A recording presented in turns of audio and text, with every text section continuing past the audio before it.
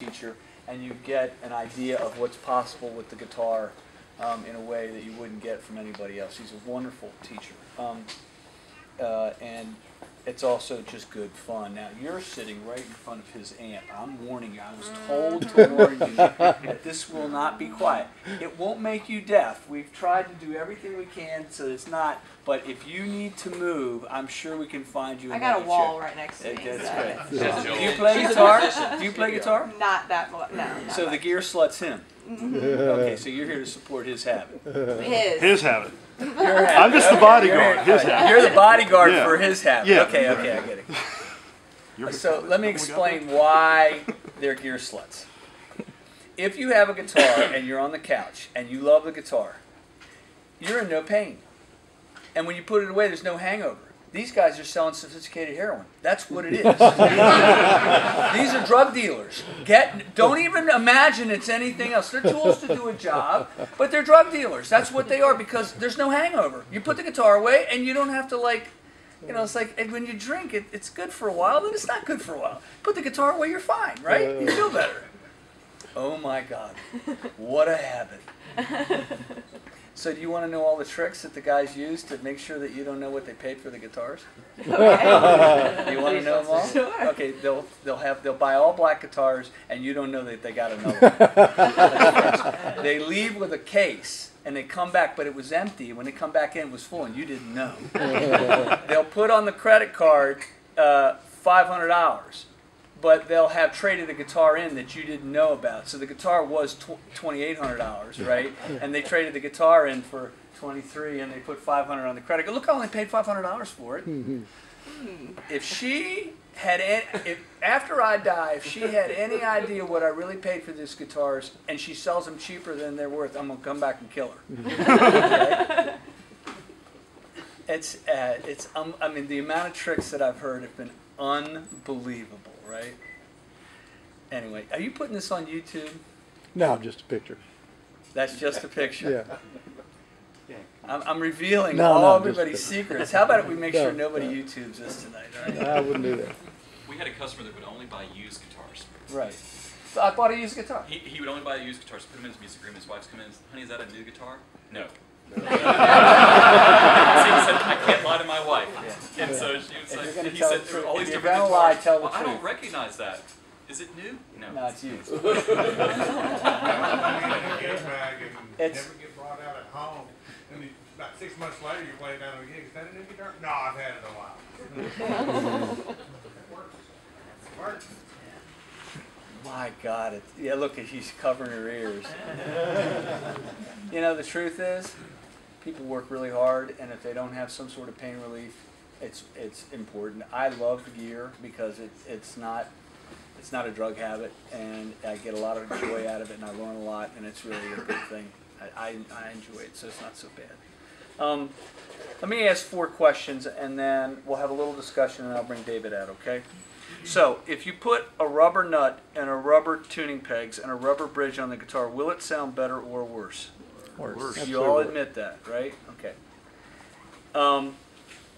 Does God put any extra energy into a magic guitar? He puts it in you. A magic guitar.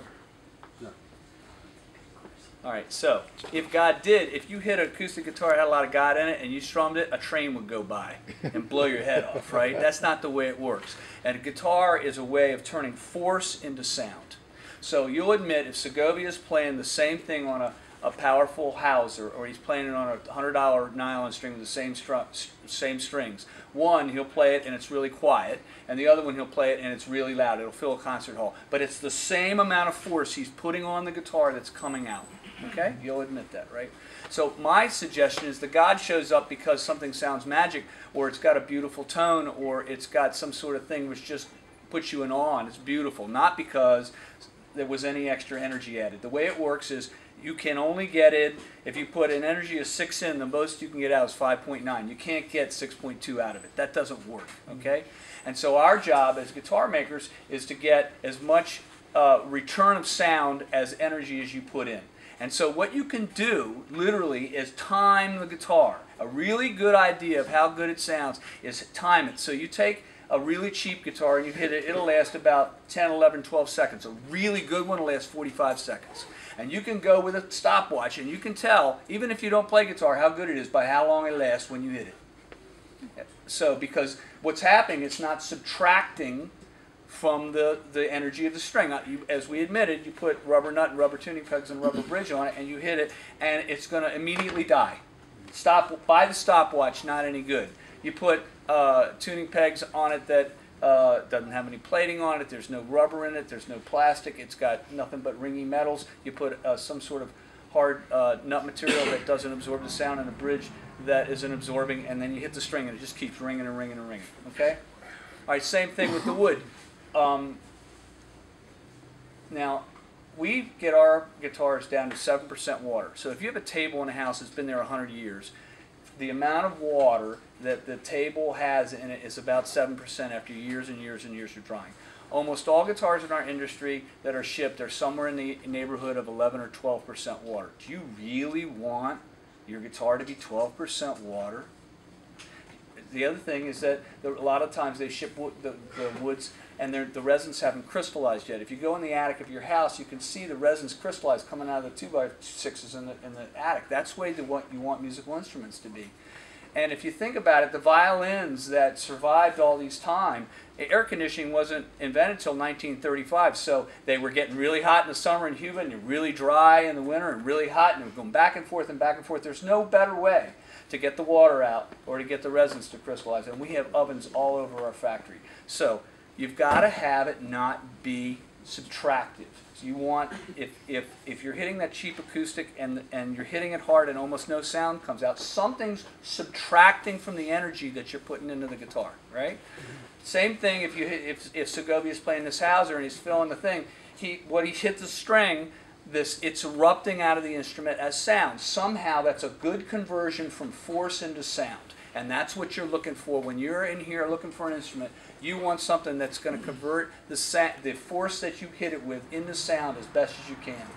I mean, if you're sustaining a note, you really don't want subtractors in the guitar like water, resin, rubber, whatever else. Otherwise, it's not going to feed back, right?